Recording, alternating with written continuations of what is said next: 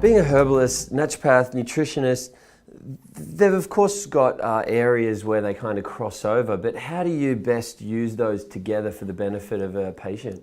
Right, so nutrition and herbs, they'll cross.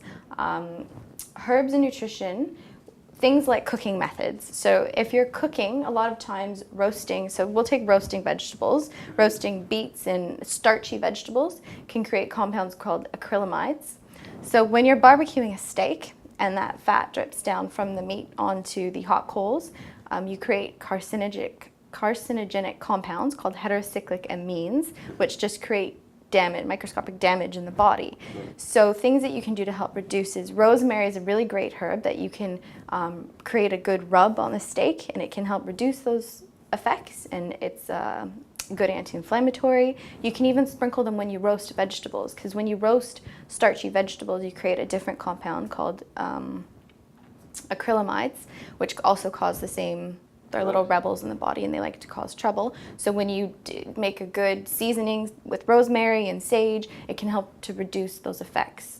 Before you eat, it's a good idea as well. So bitter herbs are really, really useful, and this is how you can overlap. So bitter herbs will really help with the digestive process. So they start the digestive cascade going. You need to have the right digestive juices and the enzymes released at the right time in order for you to absorb your nutrients properly, assimilate them, because at the end of the day, you are what you eat, and you can eat food, but if you're not breaking it down efficiently, then you're not going to absorb what you're eating.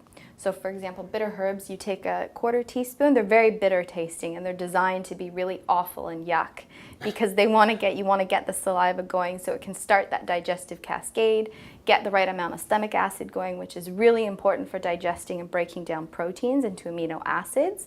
And it gets your liver releasing bile at the right time so you can break down the fats and emulsify them properly and absorb them, because vitamins A, D, E, and K are fat-soluble vitamins. So if you're not absorbing the fat properly, then you're going to absorb less of the fat-soluble vitamins as well. So you want to make sure everything's in sync and being released at the right times. And bitter herbs really help to get that process in order.